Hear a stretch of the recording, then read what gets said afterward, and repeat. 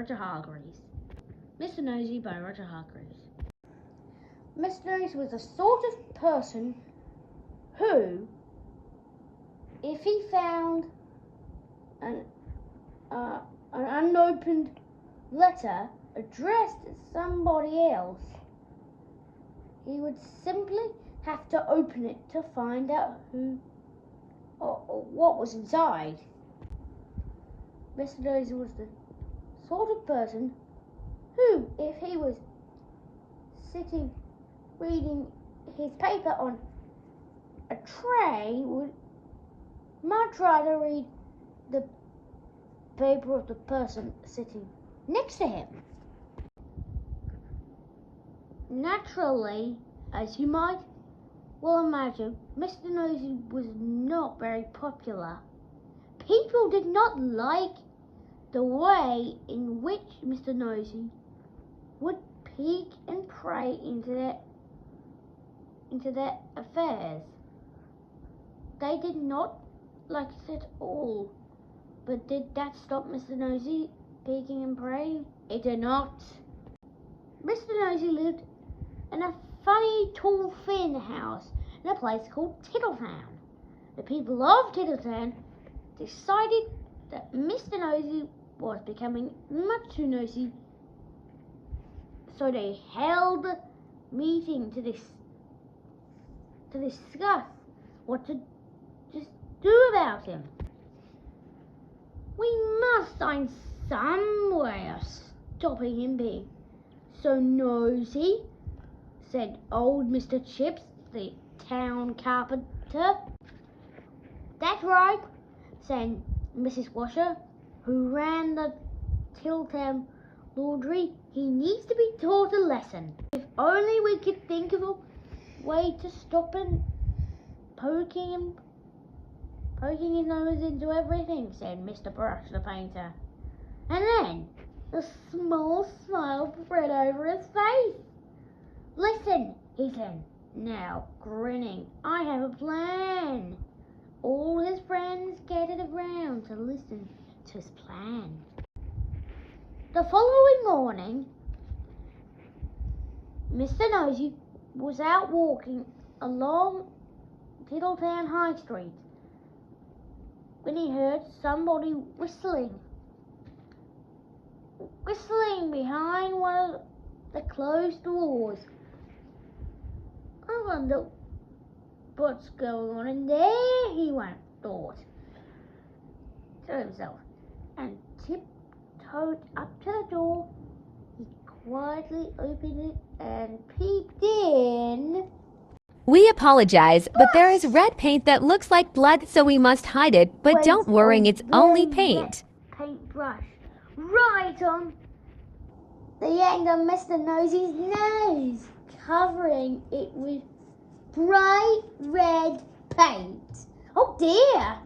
I am sorry, said Mr. Brush, who was painting the inside of the door.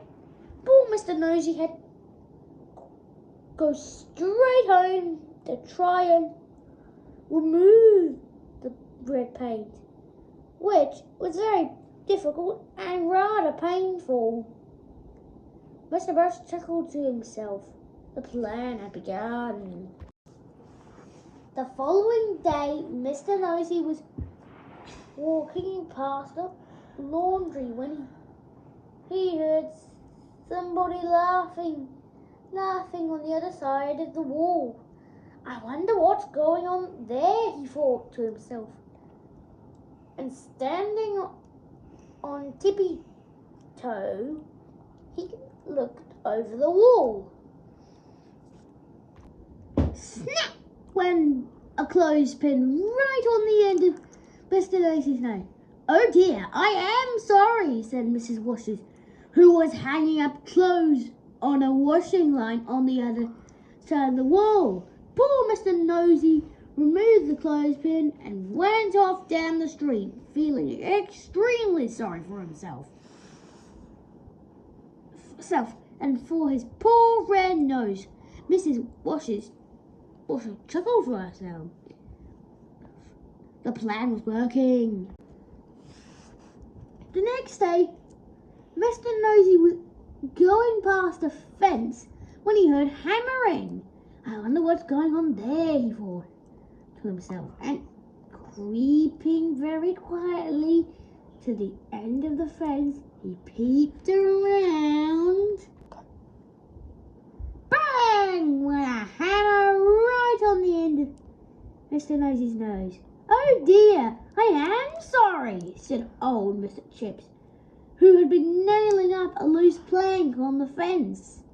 Poor Mr. Nosey had to go home immediately and bandage his poor red sore nose.